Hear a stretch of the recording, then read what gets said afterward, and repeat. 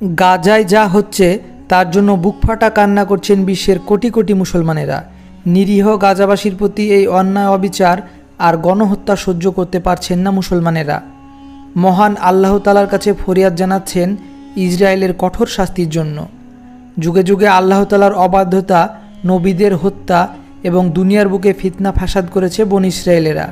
এজন্য বারবার লাঞ্ছিত এবং অপমানিত হয়েছে এবং বিতাড়িত হয়েছে তারা। কিয়ামত সংঘটিত হওয়া পর্যন্ত এই চক্র চলমান থাকবে। বনী ইসরায়েলেদের এমন পরিণতির ব্যাপারে পবিত্র কোরআনে আগে থেকেই বলে রেখেছেন আল্লাহ তাআলা।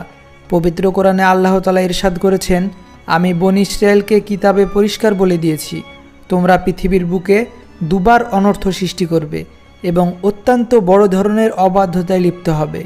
অতঃপর যখন প্রতিশ্রুতি সেই প্রথম সময়টি এলো, তখন আমি তোমাদের বিরুদ্ধে প্রেরণ করলাম আমার কঠোর যোদ্ধা বান্দাদের। তারপর তারা প্রতিটি জনপদের আনাচে কানাচে ছড়িয়ে পড়ল। এই ওয়াদা পূর্ণ হওয়ারই ছিল। মহান আল্লাহ তাআলা বলেন, অতঃপর আমি তোমাদের জন্য তাদের বিরুদ্ধে পালা ঘুরিয়ে দিলাম, তোমাদের ধনসম্পদ এবং পুত্র সন্তান দ্বারা সাহায্য করলাম এবং তোমাদের জনসংখ্যার দিক দিয়ে একটা বিরাট বাহিনীতে পরিণত করলাম। তোমরা যদি ভালো করো তবে নিজেদের জন্যই ভালো করবে এবং যদি মন্দ করো তবে তাও নিজেদের জন্যই।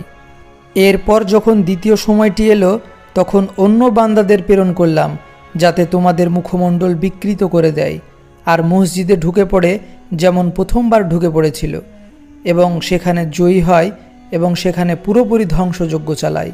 হয়তো তোমাদের পালনকর্তা তোমাদের প্রতি অনুগ্রহ করবেন, কিন্তু যদি পুনরায় আগের মতো করো আমিও পুনরায় তাই করব। আমি জাহান্নামকে কাফেরদের জন্য কয়েদখানা করেছি।